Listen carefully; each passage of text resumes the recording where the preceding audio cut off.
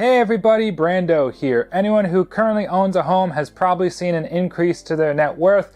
Anyone who has tried selling their home, you probably haven't struggled for it because it is absolutely a seller's market right now. And for anyone who's trying to buy a home in this real estate market, well, good luck. This is not just affecting the United States, since home prices globally have already risen over 7% in the first quarter of 2021, which is the largest increase since 2006. Existing home sales in 2020 hit the highest point since 2006. Lumber prices have been increasing, with rates talking to be increased and people being outbid everywhere. All of these are some of the different factors as to why real estate just keeps on going up. Every now and then, the government can actually do something useful to help the economy.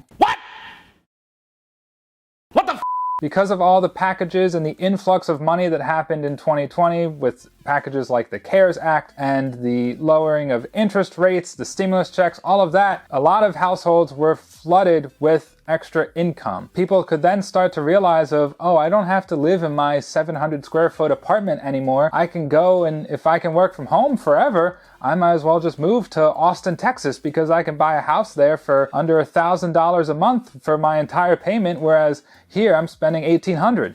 So that's what they did. Why should you trust some random person on the internet telling you facts about what people did? You probably shouldn't. But don't worry, because Redfin, a company that you probably have heard of if you're looking to buy a house, found in a survey that almost 2/3 of the people in 2020 putting in offers on a home didn't even see the house. All of these offers were being done virtually, either by walkthroughs or 3D scans of the house and then making an offer on it. That is a huge shift in real estate, because real estate's a market that's really been untouched before the pandemic in the digital world of 2.0 and modernization and all that. No one was expecting the global pandemic, and no one was expecting the surge in single family suburban real estate while taking care of your kids and then working from home, having to teach your kids while at home potentially, depending on all the crazy scenarios and things. No one was also expecting in this part of the video for me to ask you to hit the like button to help me out and share this video with other people on YouTube. But because of this surge and because of historically low interest rates, everyone decided it was finally time to buy a new house. And because of that supply and demand, the supply could not keep up with the demand, which is why bidding wars started to come all over the country. And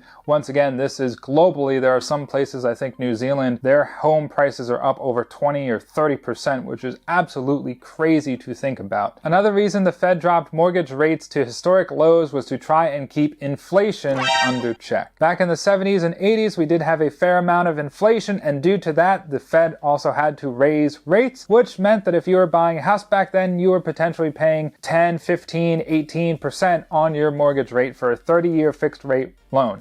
Not a APR variable, anything like that, a 30-year fixed rate loan. Well, since then, inflation has been on the historical downturn, but because inflation is calculated year over year, so it does look like there is some short-term inflation, which is why the Fed is talking about raising interest rates. If, and truthfully, it'll eventually happen. So when the Fed actually raises interest rates, you will expect a drop in real estate prices. That does not mean, though, you're really buying your house for cheaper. You're just putting it more towards interest anyway in the first several years. But be sure to subscribe to the channel so you don't miss out on future housing videos like this one. What's really going to determine if we have long-term inflation in the economy is going to sadly just be waiting. We have to see what's going to happen in Q3 and Q4 of this year to really determine the effects of the pandemic and longer-term inflation, to see where interest rates might go. If rates go up 1%, I believe real estate will drop approximately 10%. That's just the inverse effect that those two numbers have. So I do at the end of this just want to put out 3 tips for anyone who is trying to buy a house. I know a few of my friends have been looking and paying off some of their debts, but here's 3 quick tips to try and help you if you are trying to buy a house in this crazy time. If you're trying to buy a house and you have a $60,000 household income, so you go out to whatever lender you picked and you get a pre-approval letter, which is basically how much money they're ready to give you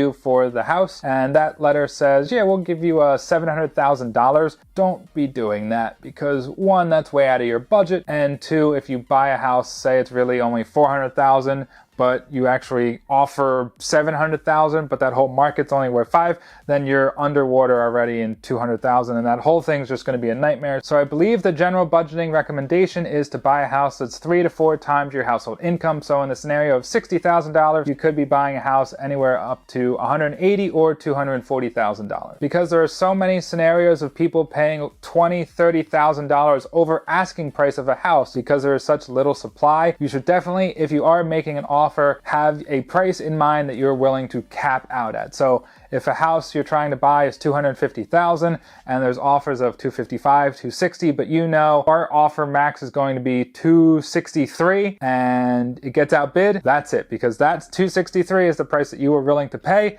If it goes over that, it might actually sell for $290,000, and then if you are underwater, you may not want to be there. The last thing that might be a good idea for anyone who's trying to put an offer in on a house would be to put as much money in your offer as you could in cash. So if the house is $300,000, they might be getting offers for $310,000, $320,000, who knows what it might be. But if you can put more money up front than the other person in cash, say 40, 50, 60, maybe someone crazy has $200,000 in cash and they can finance the other $100,000, the seller of the house is going to like that offer probably a lot more than someone with $20,000 in cash and has to finance the $280,000. So it might make your offer stand out a little bit more, along with a higher earnest deposit saying, hey, here's $5,000, I want to buy your house, and here's how much cash I'm going to give you with the offer. Good luck to everyone who is trying to buy a house in this crazy time, or whenever you are watching this video. That wraps it up for this week's video. Thank you so much for watching until the end. Please consider hitting the like button to help me out with this video on the YouTube algorithm. Also, please consider subscribing to the channel so you don't miss out on future videos. You can also hit that bell icon down there to be notified about them.